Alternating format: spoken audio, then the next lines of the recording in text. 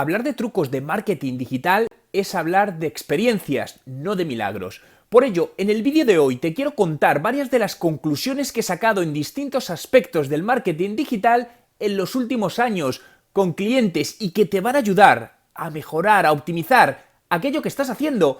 Porque recuerda, esto no es una constante, siempre podemos mejorar los resultados, por lo que replantéate siempre el status quo.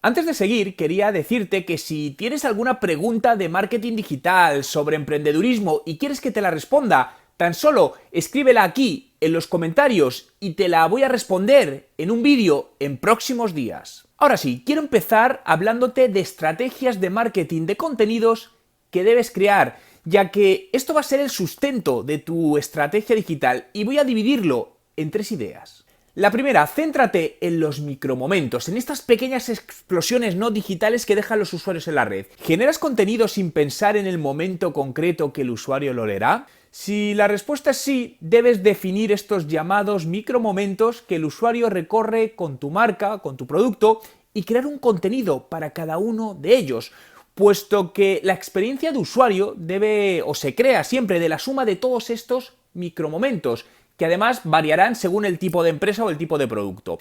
Por ejemplo, un usuario visita una tienda física para ver un producto, coge luego su móvil para comparar precios online, visita la web de la competencia, mira comentarios en distintas plataformas online, busca en Google opiniones sobre tus productos y luego lo compra. Pero 2 días después tiene un problema o le surge una duda y escribe por Twitter a la empresa que tarda en contestarle 3 días. Y mientras tanto, la competencia le está impactando con acciones de remarketing. Esto es una real experiencia de usuario. Y es por ello que para saber cómo llegar al usuario correcto en el sitio y momento adecuado, necesitamos conocer y entender el flujo completo de micromomentos de nuestro posible cliente. Podemos decir que es como el famoso Customer Journey, ¿no? Este viaje de nuestro cliente. Pero sobre él debemos añadir a cada punto de contacto el tipo de contenido y más eficaz para reforzar esa experiencia no con el usuario en ese momento concreto, para lo que debemos jugar con acciones en medios propios y en medios pagados.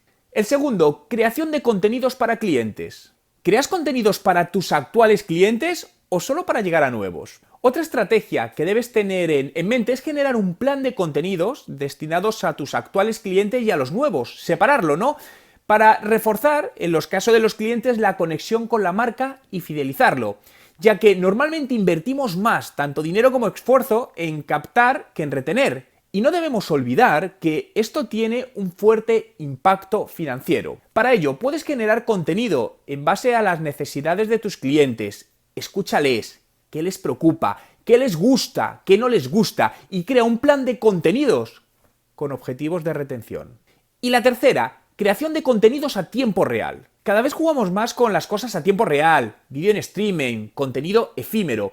Esto debe ser parte de nuestra estrategia de marketing de contenidos y no pensar que para el 100% de los contenidos necesitas unas condiciones perfectas. Parte de los contenidos deben ser más reales, es decir, contenidos rápidos, contenidos sobre la marcha, que no significa esto que sean de poca calidad. El siguiente paso, una vez apuestas realmente por la generación de contenidos, debe ser testarlos, ya que cuando preguntas en muchas empresas si consideran, o mejor dicho, si saben si el contenido les está realmente aportando negocio, en la mayor parte de los casos los desconocen, y esto es un dato que no debemos obviar. Para crear estos contenidos de manera más eficaz, céntrate, hablamos antes de micromomentos, ahora voy a hablar de micromercados, ¿no? Que podemos decir que son una definición muy concreta de un grupo de usuarios que comparten determinadas características y necesidades comunes. Para ello, lo que tienes que hacer es decidir en base a qué indicadores vas a hacer esta segmentación de estos micromercados, ya que estos van a variar en función del tipo de producto o servicio que tengas. Pero, para que tengas algo, te voy a decir estos que puedes utilizar 4 indicadores como referencia. Indicadores geográficos. Intenta definir la segmentación geográfica que sea mínimamente viable. Identificadores demográficos. Particulariza al máximo sexo, edad, evoluciones. Indicadores comportamentales. localiza gustos, motivaciones, deseos, indicadores psicográficos, analiza clases sociales, conductas, estilos de vida. Esto, como verás, no es una tarea fácil, va a llevar su tiempo y evidentemente puedes implantarla de manera global en la empresa. Pero mi sugerencia es que lo hagas poco a poco, ¿no? Que establezcas como un proyecto piloto basado en un micromercado para testar qué tal te funciona y a partir de ahí ir tomando las decisiones más acertadas. Una vez lo tengas definido, las herramientas digitales te van a ayudar, son perfectas para llegar a ese micromercado. Es cierto que este término de micromercados tiene muchos años, pero es hoy cuando realmente la tecnología nos permite aprovecharlo al máximo y crear calidad sobre cantidad. De la siguiente estrategia de la que te quiero hablar es de la integración de datos externos para mejorar la conversión de tus campañas de marketing. Te pongo un ejemplo basado en la integración de datos, por ejemplo, meteorológicos, que es un tipo de dato que está disponible de manera abierta para cualquier empresa. Pregúntate, ¿el tiempo afecta a tu negocio? ¿Vendes más cuando llueve que cuando hace sol? ¿Sabes en qué época del año o con qué temperatura tus potenciales clientes están dispuestos a comprar tu producto? Si no tienes todavía la respuesta a estas preguntas, pero crees que el tiempo puede influir, debes empezar a buscarlas. Porque el tiempo afecta a gran parte de los negocios y es una variable que rara vez se tiene en cuenta cuando vamos a planificar una estrategia de marketing. Por ejemplo, ¿cómo optimizarías tus campañas de publicidad en Facebook y en Google AdWords en función del tiempo para mejorar las conversiones? Pongamos de ejemplo que diriges un negocio de alquiler de bicicletas en una gran ciudad. Es muy posible que los días soleados tus anuncios funcionen mejor que los días lluviosos, ¿no?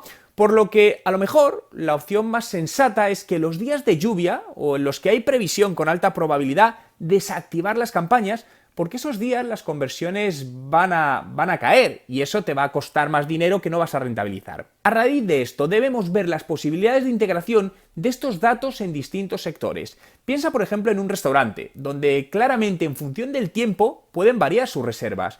Incluso días donde en ciudades que hace mucho frío, la gente quizás es más propensa a hacer pedidos a domicilio. Por lo que esos días quizás la estrategia publicitaria debería ir encaminada a ese tipo de conversión para estos días más fríos o lluviosos y con ello crear modelos predictivos para cada establecimiento. La idea en esencia parte de cruzar datos que tiene el negocio de sus clientes, como pueden ser la IP, fecha, producto que compró, con registros meteorológicos pasados y con ellos detectar patrones de comportamiento dependiendo de variables previamente establecidas que seas capaces de ir aprendiendo, ¿no? Con sistemas de machine learning. Y pueden ser variables como edad, sexo. Cuando conozcamos el comportamiento de las distintas variables en los diferentes contextos, entonces es cuando podremos predecir comportamientos futuros en múltiples escenarios para mejorar un determinado departamento o un área de la empresa o una campaña de marketing. Pero pensemos en más usos a nivel de comunicación. Puede resultar interesante, por ejemplo, para mejorar la relación con nuestros clientes, reduciendo el número de comunicaciones que se realizan con ello, ¿no?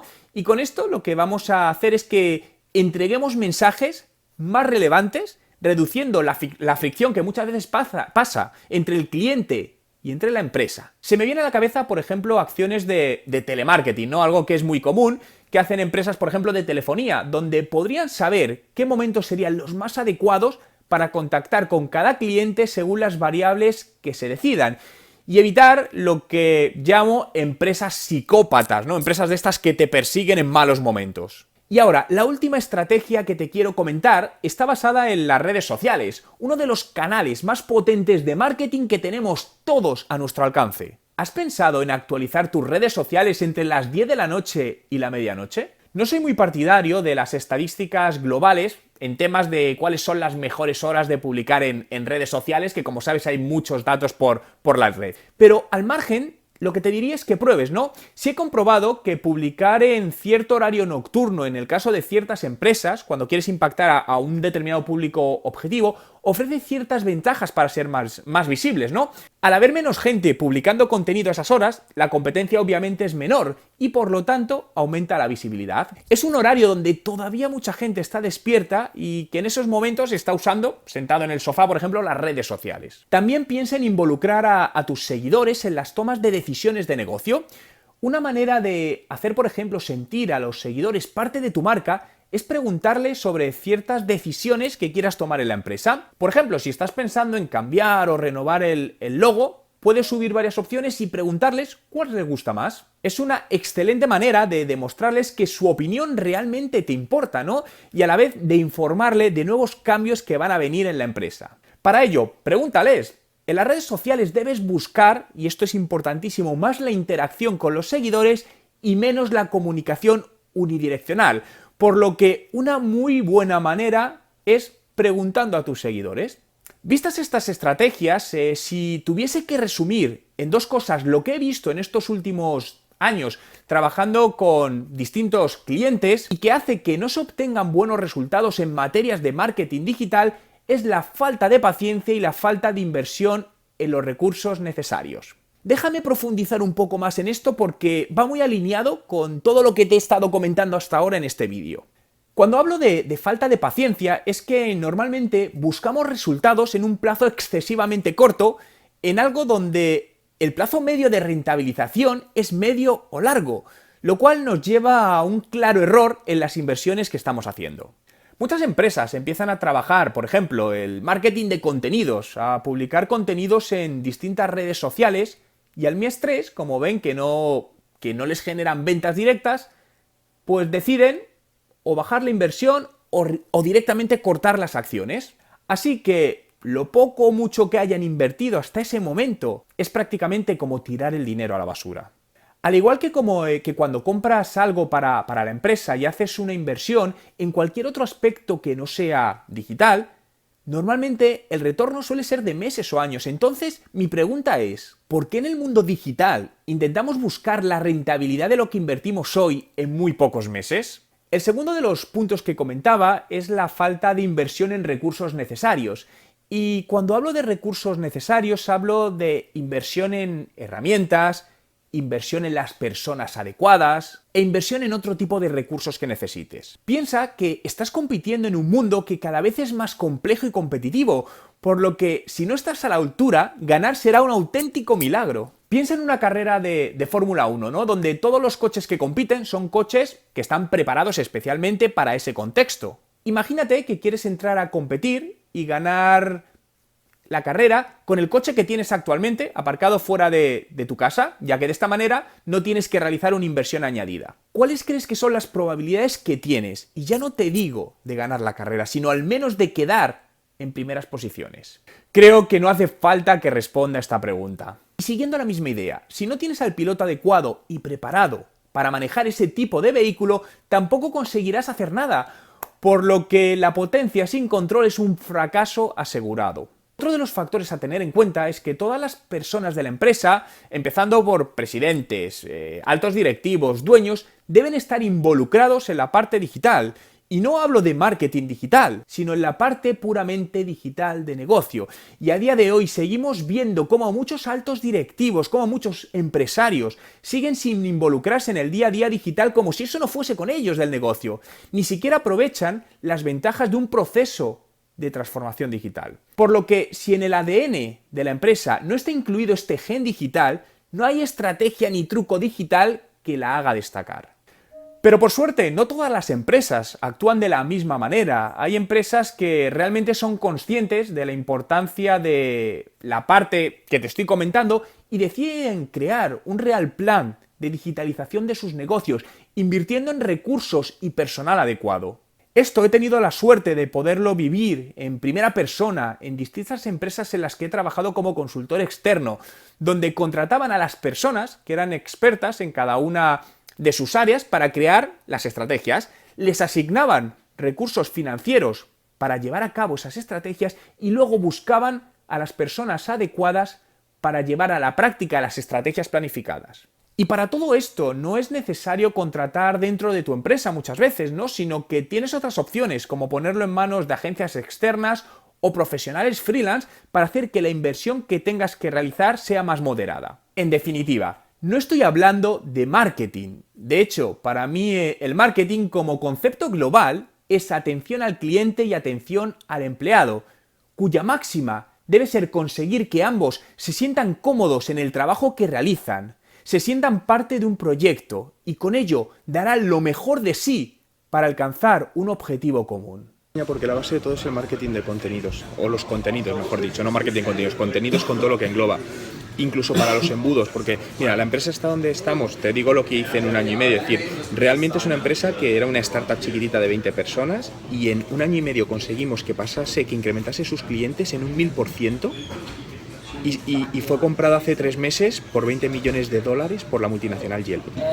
Y todo lo que hicimos, pues son estos. O sea, y lo que se hizo fue marketing de contenidos hipersegmentado a una audiencia muy concreta, potenciado con publicidad digital. El 95% del presupuesto Facebook Ads, y te hablo de empresas de Estados Unidos, de B2B, y para captar leads, todo el funnel de conversión, captar leads, equipo de ventas que vendía, y funcionó como un tiro.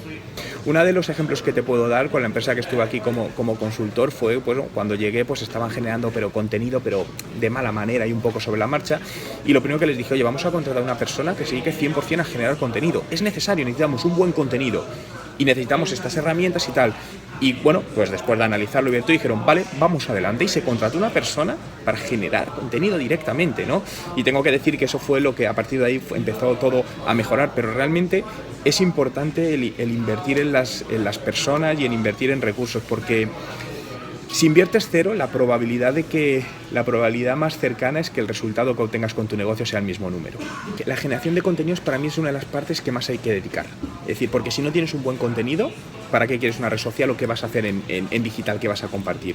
Entonces, ¿cómo crear esos contenidos? Lleva, como bien dices, mucho tiempo, ¿no? ¿Y de dónde se sacan las ideas muchas veces? Para todo ello, yo lo que hago, por ejemplo, es leer muchísimo. Es decir, yo creo que todas las personas debemos dedicar X horas al mes, X horas a la semana, entre 3 y 5 horas, a formarnos.